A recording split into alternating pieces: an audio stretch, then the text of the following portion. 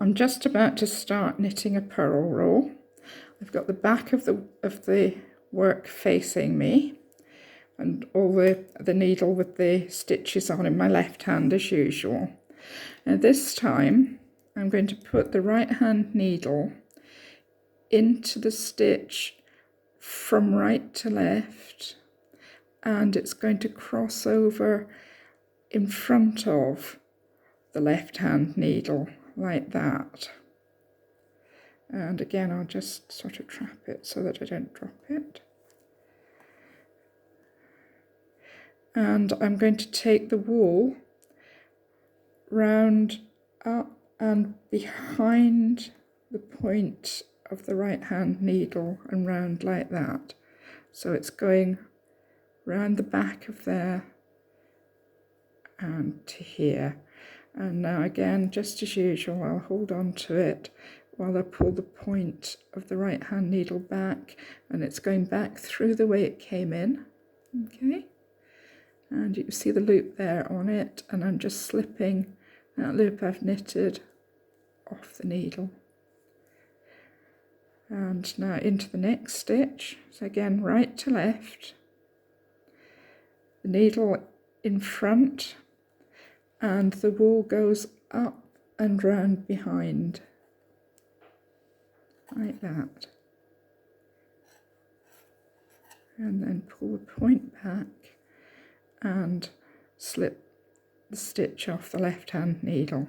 So in and round like that, and pull the point back. And that's all there is to the purl stitch.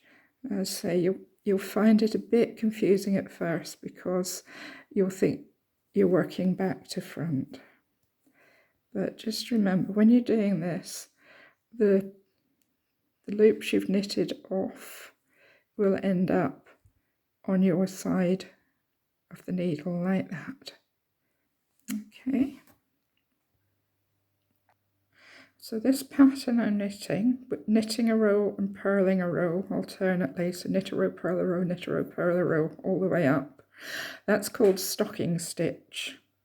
And what we did the other day with knitting every row, that's called garter stitch. Now if you purl every row, you'll get garter stitch as well. Okay. Now remember when I did the square, I had 15 stitches and 26 rows.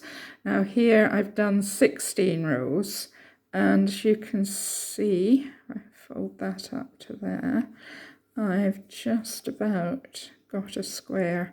So you actually need less rows when you're doing stocking stitch. Once you can do knit and purl, you'll be able to make patterns on the surface of your knitting, like this one that's like a tree. Now these are the sort of patterns that the fisherman's ganseys quite often had. That one's a tree. I've got a pattern here for a diamond that I'm knitting.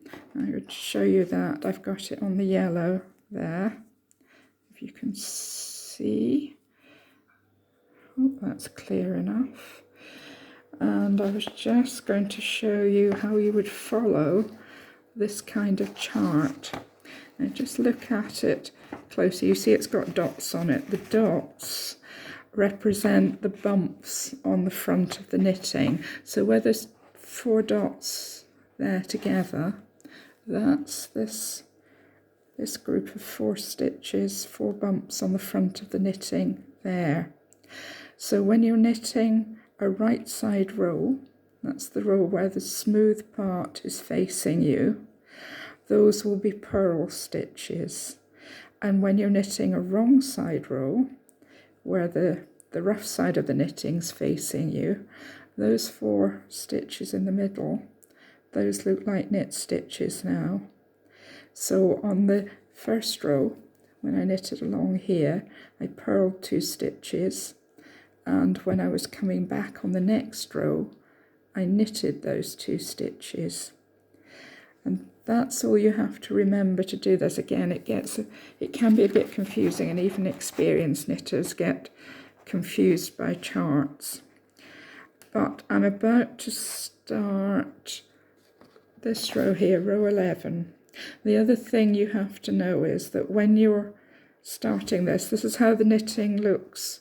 It's a kind of like a map of how the knitting looks when you're looking straight at it on the right side. So starting a right side row, I'm starting here, I'm working across. When I'm coming back, I'm starting at the other edge and working back that way. So if I'm going to knit this row, row 11, that's a plain box, so that's a knit stitch, and that's a purl stitch. That's going to leave a bump on the front of my knitting. And then I've got 3 knit stitches, 2 purl, 2 knit, 2 purl, 3 knit, and then that's another knit stitch and a purl stitch. I've done an edging in just knit and purl, and down at the bottom here, this is a knit, purl, and then that, when you're coming back, that will be purl, knit, purl, knit, purl, knit. I've done that because, as you can see, stocking stitch tends to curl up. So doing a border like that helps it to lie flatter. So let's just have a look at how this works then. So I'm just following the chart on row 11. So I'm going to knit a stitch and then purl a stitch. And I want to show you this anyway, because you need to know what to do with your wool between knit and purl stitches. So that's a knit stitch. Now the next one's going to be purl. So I need my wool at the front, and I have to take it underneath the point of the needle so that it's coming through between the needles, and then purl that stitch like that. Now I need to do 3 knit stitches, so I need it at the back again, and I need to take it again underneath the point of the needle, not over the top. If you put it over the top, what will happen is that you'll get a loop over there, and on the next row you'll probably knit it and you'll end up with lots and lots of stitches. You're probably about twice as many as you started with. So you're taking it through between the needles to the back, and then we just knit 3 stitches. That's straightforward. 2, 3, and then we're here. So that's 2 purl stitches, 2 knit stitches, 2 purl stitches.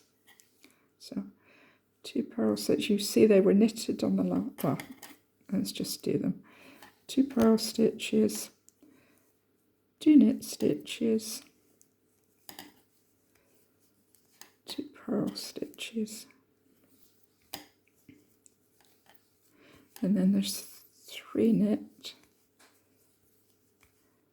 And then my border, which is a knit 1 and purl 1.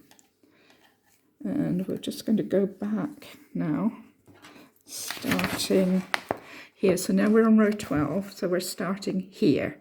So I've got to start with now that's a knit 1 on the right side, so I'm going to have to purl that because I'm working from behind. So that's purl, that's knit, that's 3 purl, 2 knit, because I'm working from the other side. So if I purl and knit, and then purl 3, and you see those are the stitches, those are the 3 stitches that are blank boxes on this. There are 3 bumps facing towards me here, but on the right side of the work, which is what this is a picture of, there are 3 smooth stitches. So I need to have the bumps of the knitting facing towards me, which means that I've got to purl them.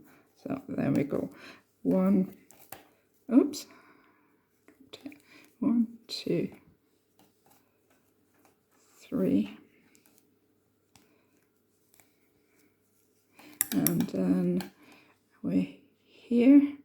So those are purl stitches on the right side, so the bumps have to face the right side of the work. So I'm going to knit them because I'm on a wrong side row. And then the next 2 bumps have to face towards me, so that's 2 purl stitches and 2 knit stitches and then 3 purl and that's a purl and a knit. Okay, that's the row done, and you can see we've got the blocks, the 2 blocks of stitches, which are those 2 blocks there. So that is that, and that is that. Okay, and that will look like a diamond when it's finished. It's a bit hard to see because the knitting is all kind of crumpling up. But there. Okay. Right. You'll need to practice the purl stitch before you can do something like this. But do have a go, because it's quite fun to do, and you can do quite fun things like the tree, you can do hearts, do all sorts of things. Good luck.